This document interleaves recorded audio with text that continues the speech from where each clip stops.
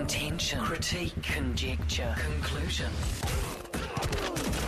The Huddle with paperplusoffice.co.nz. Shop online anytime. They're open 24/7.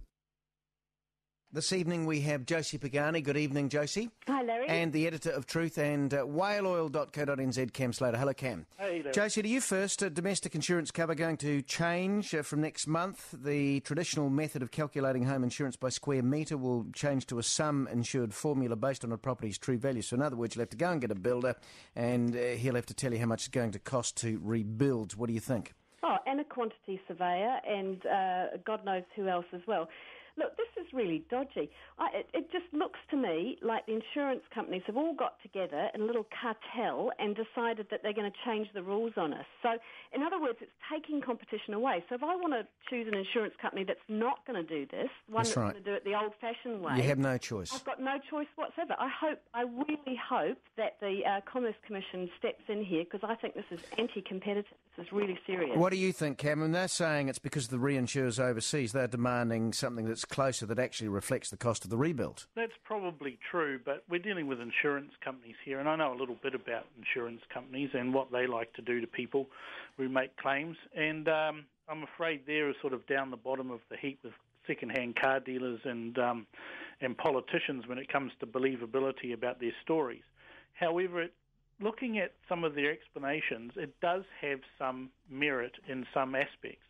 For instance, a three-bedroom rectangle in South Auckland costs much less to build than a house of a similar size but with better materials in Remuera. And so what it's doing is it's actually ensuring that rather than a one-size-fits-all, what you're doing is getting actual replacement value of the house and the fittings and everything that goes with it.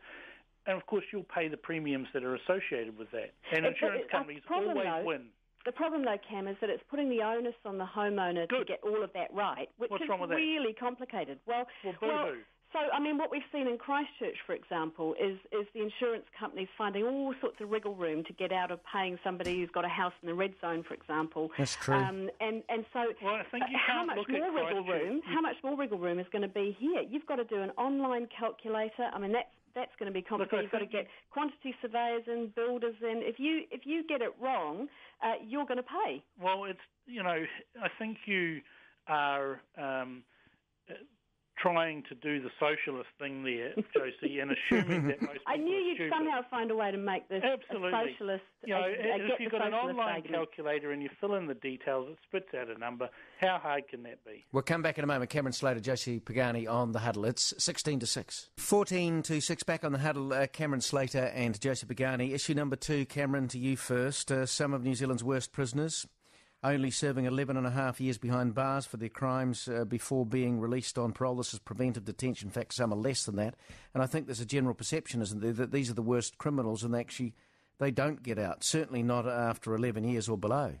Well, people always thought preventative detention meant that you lock them up and throw away the key until the end of their sentence.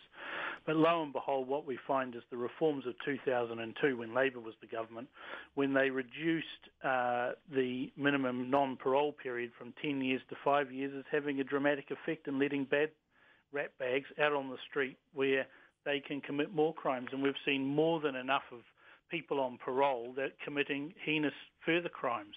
So, maybe we should go back to the minimum non-parole period of 10 years at the very least.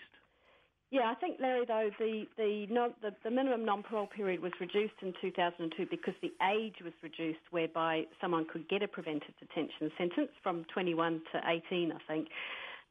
So, I mean, let's get this in perspective. There are about, I think, 270 prisoners at the moment who are serving preventive detention sentences. That does mean life. I mean, that means... 166. 166, right. But 22 people are out on parole. So probably what that means is that you're never not off parole, so you can be recalled for any breach of that, even making a phone call.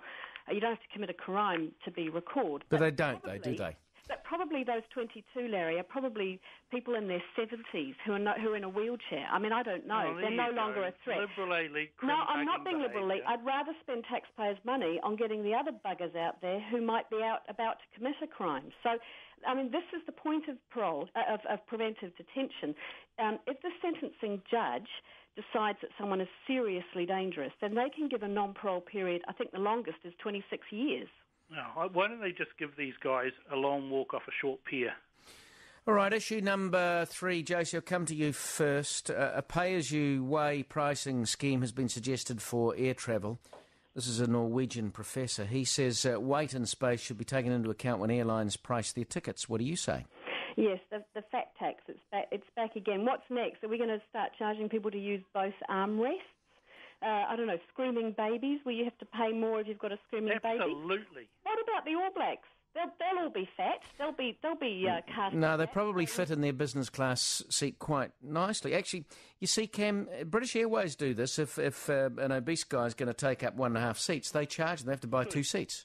I'm a big fan of fat taxes, a proper fat tax that charges the fatty.